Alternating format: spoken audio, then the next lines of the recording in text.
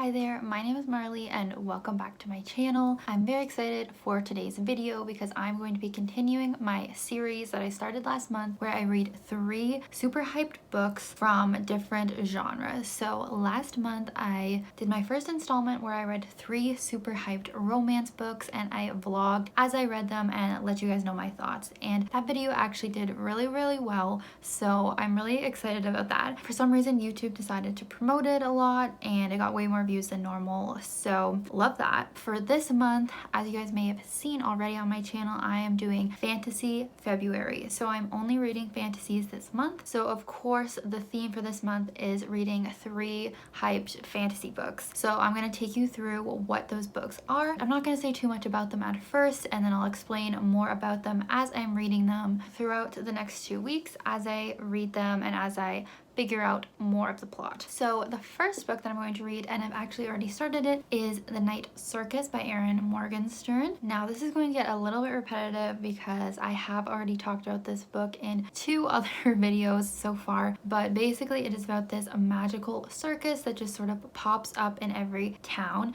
but the main focus is actually about these 2 young magicians. The girl is named Celia and the guy is named Marco, and it is like their destiny to compete against each other, to duel it out, to see who will be the last magician standing. So both of these 2 magicians are getting trained throughout their life leading up to this duel that they're going to have. Didn't I say I wasn't going to explain the plot? Oh well. Then I'm going to be reading Ruin and Rising by Leigh Bardugo, which is the 3rd and final book in the Shadow and Bone or like Grishaverse trilogy. If you want to know what I thought of the first 2 books, definitely check out my January wrap-up, which is when I read the first 2. As you'll probably see, I really enjoyed them, so I'm very excited to see what's going to happen in our final book. And then the last book in this video is going to be Queen of Shadows by Sarah J. Maas. So this is the 4th book in the Throne of Glass series. Throne of Glass is like a super hyped up series that I have been enjoying. However, the 3rd book, Heir of Fire, I didn't enjoy quite as much as the first 2 books, so I'm very kind of nervous to see whether this is going to be a hit or a miss for me. But if you didn't know, this series follows Selena, who is a famous assassin, and the mythology of the world and like Selena's story really evolves from there, so I can't really say too many details about this one. As I said, I have started The Night Circus. I'm only about 50 pages into it, but I am really liking it, although I'm feeling very bad for Celia and Marco, as since they were young they've been getting trained to fight each other and they don't even know about it, and I just feel really bad for them because one of them is actually in like a worse situation. There's like a lot of abuse going on and they're having to duel not on behalf of themselves but on behalf of like these other men that are like forcing them to fight against each other. I'm feeling really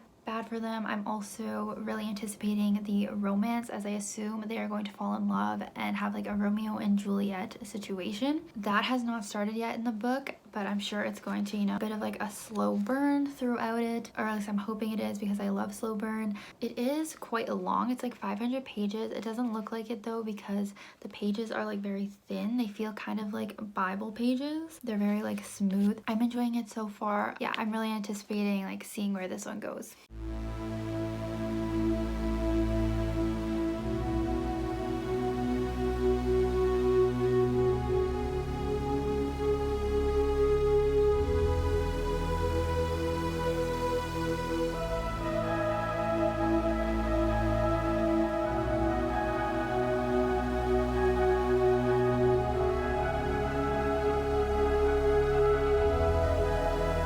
So I thought I would do an update on The Night Circus. I am almost halfway ish, page 187. So I've read a decent chunk of it and I'm liking it. I will say that there was a part of it that got to be a little bit slow for me. The writing is very like beautiful and really, you know, sets the stage, no pun intended, for the book, but sometimes the writing reminds me of like I'm reading a classic book, like a classical novel, and by that I mean like it can be a little bit boring.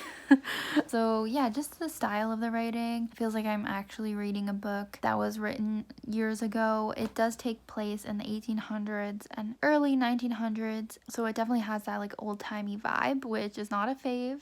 for me. I'm not big on that, but it's not too bad. I definitely do prefer when the focus is on our two main magicians that I mentioned, Celia and Marco. The other characters I'm not as invested in, but I am starting to become more invested as it goes on. Still though, I'm kind of like, hey, can we focus on Celia and Marco? Can we not focus on the other people? The timeline is also jumping around a lot. It says the year before each chapter, but like sometimes it is a little bit confusing because it switches like constantly back and forth and then also follows different characters, so it's kind of wild like that. And then as for the competition between the two magicians, it is definitely different than I thought it was going to be, so I won't get into the details in case you guys haven't read it, but the competition style, I guess, is different than I thought, and there's still like a mystery surrounding it, so I'm definitely invested in that. Like I want to see what ends up happening with this competition. It's not as direct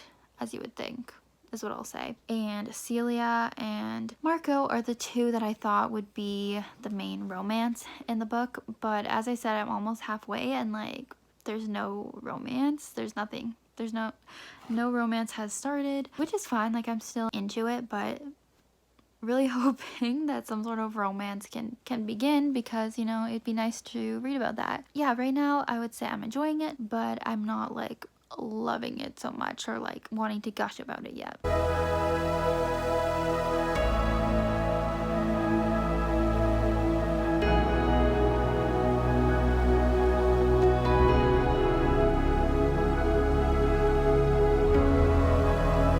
So I've been reading The Night Circus for a while and I realized I haven't done any more updates. So I'm at page 367.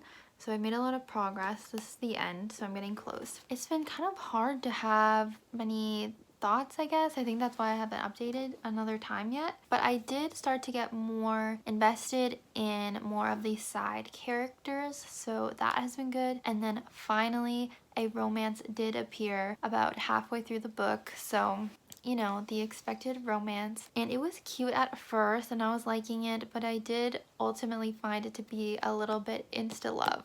So definitely not like a favorite ship or anything like that, but overall the overall story of this book is pretty interesting, and I think I'm finally entering like the main climactic point of the book at this point. So I am very eager to keep reading because I still feel like there's some mystery elements to The Night Circus and with the duel between these characters that we still have yet to find out. So I'm really excited to see how this all plays out. I just have a feeling it's going to be upsetting though, like it's gonna have a tragic ending, you know, similar to Romeo and Juliet, like star-crossed lovers, you know, but hopefully not, because obviously I'm invested in these people. But yeah, I'm liking it. I'm not like obsessed with it, so I don't think it'll be 5 stars unless the ending just like really blows me away. It's just not heavy in the romance department or like the development of the romance. It's more development on like the Night Circus and like the setting and the stage, setting the stage. On the back it says a love story for adults that feels luxuriously romantic, and I'm gonna say no to that review from Washington Post. It's not that romantic. Audrey Neffenger says Erin Morgenstern has created the circus I've always longed for, and she has populated it with dueling love-struck magicians, precocious kittens, hyper-elegant display of beauty, and complicated clocks. This is a marvelous book, and that review makes more sense. I finished the book. Book number 1 is complete. So I really did enjoy this book. I think I would give it 4 stars as I predicted. The ending was good. It gave me the feels. It gave me some chills, if I'm being honest, just with how it was written and like just how the story came to a close. I think that I would recommend this to people if you like very like magical, classical things. I don't really know how to describe it. I definitely don't think this book would be for everyone. So I see why I've heard of some conflicting reviews. I do see why people wouldn't be the biggest fan of this, but I did really like it, and I would definitely read more of Erin Morgenstern's books, and I really like how the story was contained to just one book. You don't see that a lot with fantasy series or fantasy books. Normally they become series, so I did like this experience of reading a complete story just in one book. It was really nice, and I definitely pictured this being a movie as well, but I liked seeing how it all came together. And yeah, I'm not really sure what else to say. This, I would say, is a success. And now I'm gonna go on to either Ruin and Rising or Queen of Shadows, obviously, but I haven't decided which one I want to get to yet, so I guess you'll just have to find out in the next clip when I've decided. Looks like we have a delivery and unboxing. Let's open it up on camera. First up we have Concrete Rose by Angie Thomas. So you guys probably know this is super popular. This is kind of like a prequel to The Hate U Give. That's about Star's father, Maverick, before, you know, he was her dad. So excited about this one. Then we also have Lore by Alexandra Bracken. Again, very popular book you guys probably heard of. I actually won a contest to get this from Jessie, Plot Twist with Jessie on Instagram and YouTube. So I'll probably link her below, but she did a little giveaway for reaching a certain amount of subscribers. Now, interesting story. I attempted to use the gift card that she gave me for this book and it didn't go through. So technically she didn't get me this, but I have the gift card to use on something else, if you know what I mean. So actually technically she did get me it, but like not really. Yeah, so very excited about this. I haven't read an Alexandra Bracken book since the Passenger series, but I really enjoyed them along with The Darkest Minds. So excited for this one, and that has been an unboxing.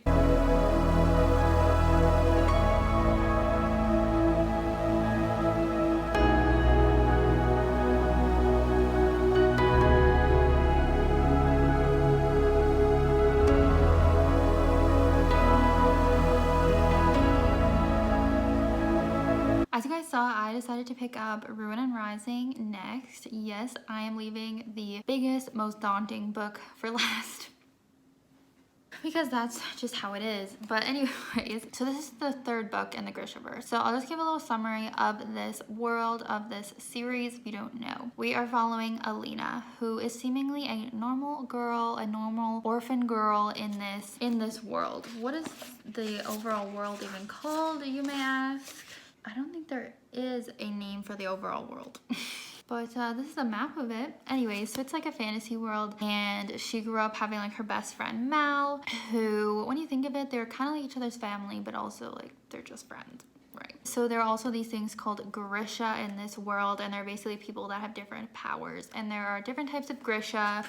Let me refer to the legend. We have Corporati, which are made up of heart renders and healers. There are Etherealki, that are made up of squallers, inferni, and tide makers. And there are Materialki, that are made up of durasts and alchemy. Oh my gosh, should I just cut that whole part?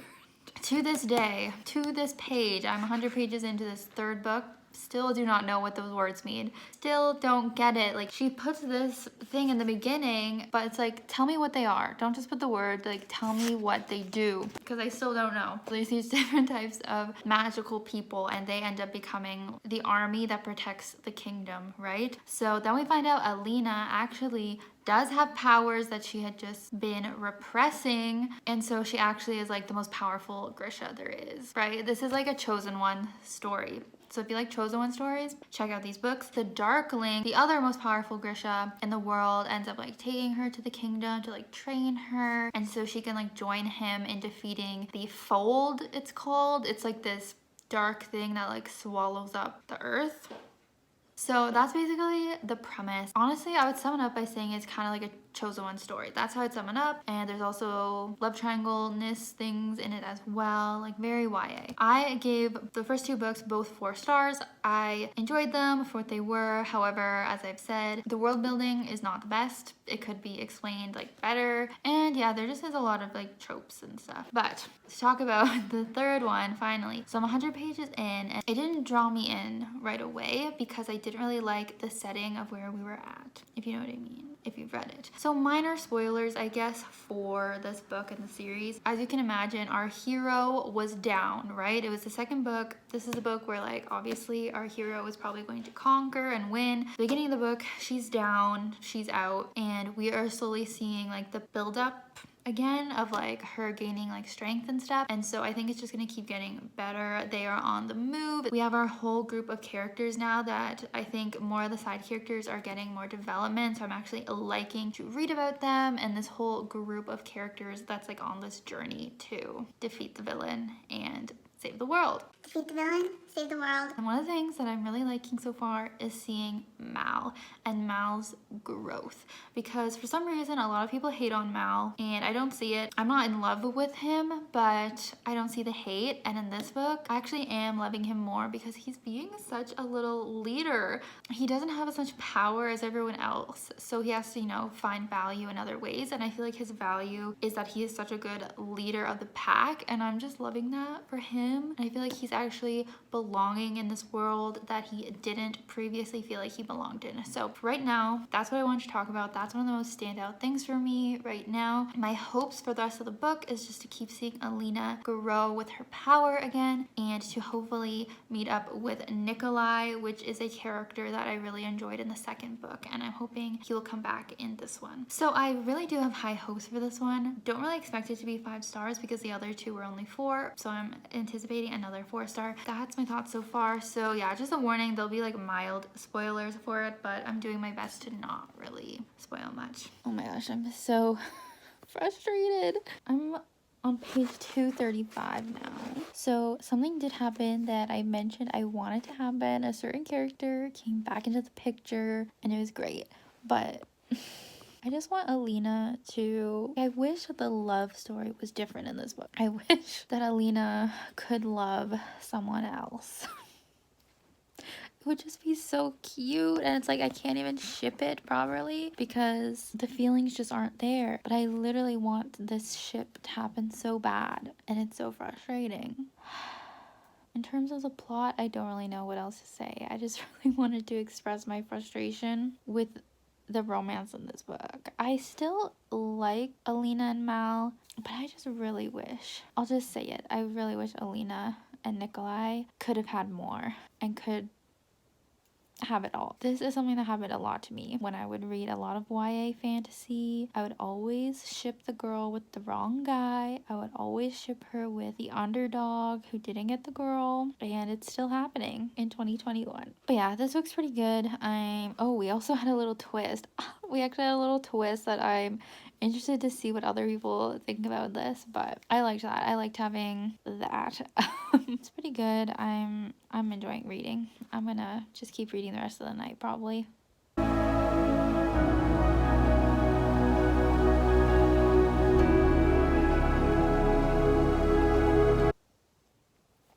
I don't know if you could see on my face because I decided to do a time lapse when I read pretty much the most terrible thing that could have happened. So, pretty upset about that. I had such a positive update last time, and literally the next chapter, something terrible happened. So I finished Ruin and Rising. For the most part, I enjoyed how it ended. It was nice to see where all of the characters ended up. There was like a bittersweet vibe to it, which I always like in an ending, but it did wrap up very nicely. Like maybe a little too nicely, so I sort of have mixed feelings on that because I like sad endings. So I feel like it was very much like a YA ending where like not that many truly bad things happened. I think there was like another twist to it that happened that I liked, and I liked just getting like some answers, which we got, and we found out the Darkling's real name. Even though I hated him, I did find there to be interesting things about his character. I feel like we honestly could have delved deeper into that. But yeah, so I kind of have mixed feelings on the ending, but like mostly I'm happy with it. We also had a mention of the King of Scars and who that is. And I know that there's a book in the future called King of Scars. So I'm very excited about that because I really like that character. So I'm excited to know that there's a book totally dedicated to him.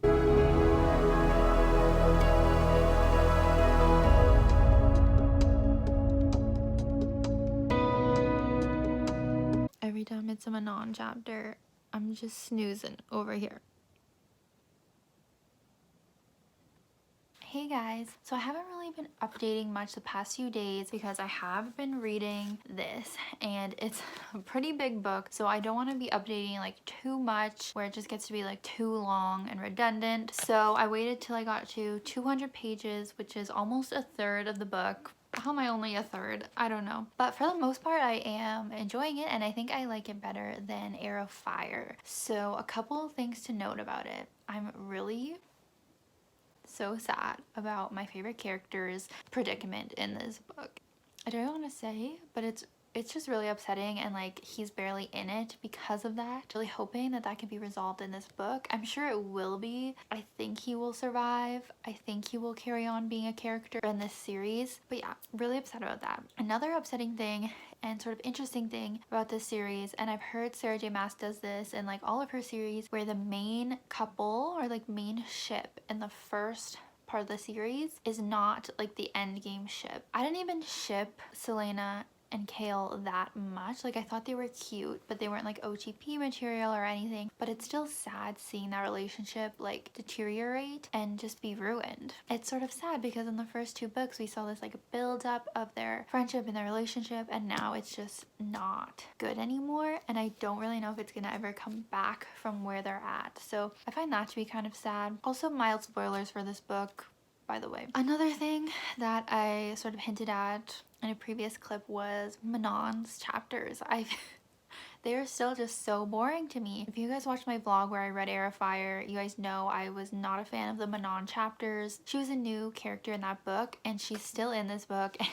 Her chapters are just the worst parts of this book. I just don't care about all the witchy stuff and that whole storyline. And I'm sure it will come together in a future book. I honestly don't even think it's going to come together in this book where like the storylines will meet. I think it'll be a future one because there's like 3 more after this. I don't care about Manon, and those are the parts where I start to get really tired and like just want to stop reading. The other parts with Aelin, I should say, Kale, those are the main two, I guess. They're just like a lot more interesting, so just wish that Manon's parts could literally just be like cut out, like not included. Something I have been liking actually is that I find that there's a lot more references to the prequel book that I read. I read that a while ago. A bunch of prequel stories were put together about Selena before Throne of Glass, and I find that there's a lot of references that are coming up in this one, such as Lysandra, I think her name is, coming back, and I really like seeing her character and the friendship. We have a new female friendship to root for. What I don't like about that is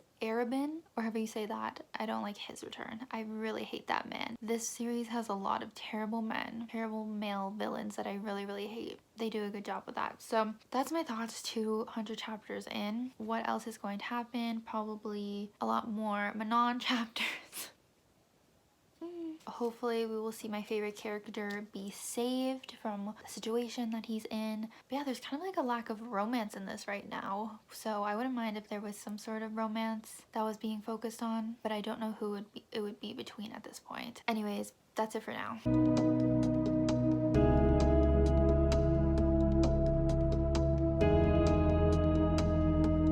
Good morning. I am almost at 500 pages into Queen of Shadows. Finally, I am so close to the end. As you can see, well, getting there. Bringing you some updates. I actually was really enjoying reading it last night, so that was really good. But as you guys saw, Rowan appeared, and like, I'm not obsessed with Rowan by any means. I mean, I am 24 years old, and I just don't foresee myself getting like obsessed with book characters anymore, or like as much as I did when I was a teenager, right? But like, I do like Rowan, and I was very happy to see him appear. We of course met him in the previous book, and he wasn't in the first bit. Very happy to see him join the crew, especially as I had said I wanted more romance in this book, and so with Rowan entering the picture, there was more romance. Also, I want to mention, I don't know if you guys have seen the show The Witcher with Henry Cavill, or Cavill, however you say it, but I picture Rowan to look like him as the Witcher. Maybe I'll put a picture up, but like that's exactly how I picture Rowan. Something that did annoy me was like Aedion and Rowan's interactions. At first they were kind of like fighting, butting heads. There was like too much testosterone in the air. Something I've actually enjoyed seeing is them like coming together, starting to get along for Aelin's sake, and like being her court, you know? Another thing that I like, but it also breaks my heart, is all the mention of Sam. So Sam was Selena's love interest before Throne of Glass even started, so you only see him in the prequel books, and so it's not a spoiler to mention that he dies before Throne of Glass starts, and you just see their love story in the prequel books, and there's a lot of like mention of him and like honoring him in this book. And I really appreciate that because I loved Sam, and I honestly stand by the fact that he was Selena's best love interest in this series. Let me know if you agree, if you've read the prequel books, but I feel like Sam was literally the best guy for her, and it just really sucks that he died. And last thing, so as you guys know, I really hate the Manon slash the witches storyline, but in the second half of this book, it's definitely been ramping up in interest. We actually got a new witch character, so it's not just Manon we're hearing from. I think her name is like Alide or something like that, and I've actually enjoyed that storyline a little bit more, and like hearing from a different perspective than just Manon. The last little bit that I was reading last night was very interesting, very action-packed. Of course, we are getting to like the climactic part in the book, but I have to say, I think Sarah J Maas's books are too long. Like, this is over 600 pages, and I know a lot of fantasy books and like adult fantasies are super long like that, and maybe I'm just being a baby, but like I don't think they should be this long because it's taken me like almost a full week to read it. Like, I started reading it Sunday night and it's now Friday morning, so I'm really hoping that I can finish this today or at least this weekend and wrap this vlog up, but it just feels too long to me. Like, I feel like there's parts that can be cut out. I don't know, and the fact that there's more books in this series, there's I think 3 more and they're all this size or bigger. I'm just like, why does it need to be like that? It was interesting because I recently watched a video from Rachel from Shipwrecked Library, who talked about why she's DNF'd this series, and she was really like telling everyone how like they shouldn't read this series if they don't want to. They shouldn't feel the pressure from it just being a popular YA series on booktube, and I definitely feel that pressure, and that is why I wanted to read these books, is because so many people talk about them and it's known as like a YA staple. And there's been moments in this book where I'm like, maybe I should DNF this series because it's not my favorite. Like, I basically just feel like I'm reading it to be done with it. But as I said, I feel like once you reach the second half of the book, the action always ramps up and I get more interested. So I don't think I'm gonna DNF the series. Definitely not this book since I'm so far to the end. I guess we'll see if I want to DNF within the next 3 books, but hopefully I stay interested in it, especially with getting so close to the end of the series. I hope I don't want to DNF. Rachel's video actually kind of like inspired me. I was like, okay, maybe I can DNF it, but hopefully I won't want to.